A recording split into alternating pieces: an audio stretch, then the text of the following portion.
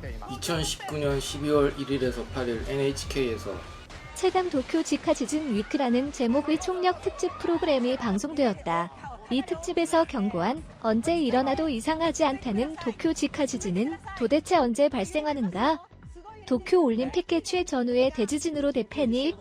일본 정부의 지진 조사연구 추진본부는 관동 남부 지역을 덮쳐 막대한 피해가 예상되는 도쿄 직하 지진에 대해 향후 30년 이내에 70%의 확률로 일어날 것이라고 분석하고 있다.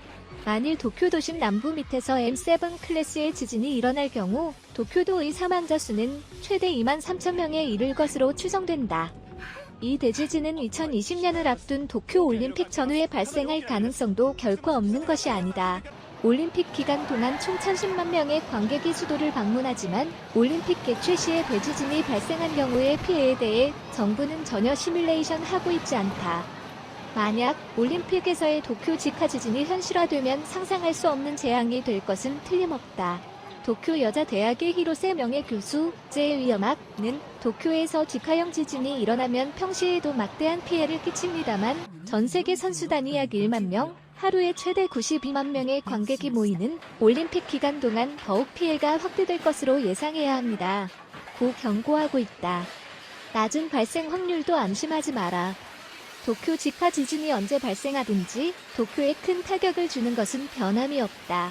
하지만 그 발생 시기는 향후 30년 이내에 70%의 확률로 일어난다. 라면 예상 기간이 너무 길어서 조금 감이 오지 않을 것이다. 실제로 도쿄를 대지진이 덮칠 가능성은 얼마나 임박해 있는 것일까? 2016년 4월에 발생해 막대한 피해를 가져왔던 구마모토 지진에서 발생 3개월 전에 발표된 지진 발생 확률에서 향후 30년간 M7 정도의 지진이 일어날 확률 거의 0에서 0.9%라고 되어 있었다. 이것은 매우 낮은 확률로 생각될지도 모르지만 수천 년에 한 번의 빈도로 움직일 수 있는 활단층 지진은 그래도 다소 높다고 평가되는 수준인 것이다. 도쿄 직하 지진은 언제 일어나도 이상하지 않다. 이전의 관동 남부 지역 직하 지진인 다이슈 대지진, 관동 대지진, 1923년의 하나 이전의 관동 남부 지역 직하 지진으로는 1703년에 갤로쿠 지진이 발생했으며 약 200년의 간격이 있었다.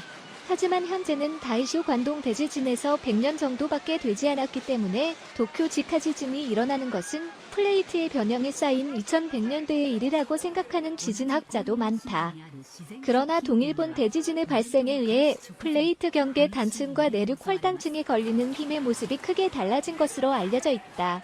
또한 관동 대지진 발생 이전 100년에는 관동 남부 지역에서는 M7 클래스의 지진이 7차례 발생했다. 따라서 교토대학 공학연구과 교수인 고토씨는 미나미 관동 지방에서는 다음에 판경계 지진이 일어날 때까지 아직 100년 남아있다고 하면 그 전에 진도 7지진의 발생 시기에 슬슬 접어들고 있다고 해도 이상하지 않습니다. 고 경고한다. 또한 특히 도쿄에서는 다른 지역처럼 땅을 파서 활단층의 조사를 하기 어렵다. 따라서 도쿄 근처의 변형을 축적한 미지의 활단층이 자고 있을 가능성은 충분히 있다고 생각하고 있습니다. 라고 한다. 즉 도쿄 직하 지진의 발생 확률은 지금이라도 일어난다고 할 정도로 가까이 와 있는 것으로 해석하는 것이 좋겠다. 1922년 이후 관동 남부 지역에서 발생한 M6 이상의 지진은 총 57회. 그 지진을 발생한 월별로 집계하면 9월이 최다인 8회, 2위는 5, 6, 11, 12월이다. 결과적으로는 봄부터 여름, 가을에서 겨울로 접어들면서 많이 일어났다. 결국 올해 6월도 가능성이 높고 올림픽 개최 직전 또는 개최 기간 동안 도쿄 직하 지진이 발생하는 최악의 패턴도 현실성을 띄어오는 것은 아닐까. 시청해주셔서 고맙습니다. 좋아요를 눌러주세요. 반드시 채널을 등록하시고 알림을 켜주세요. 새로 영상이 등록되면 바로 아실 수 있습니다.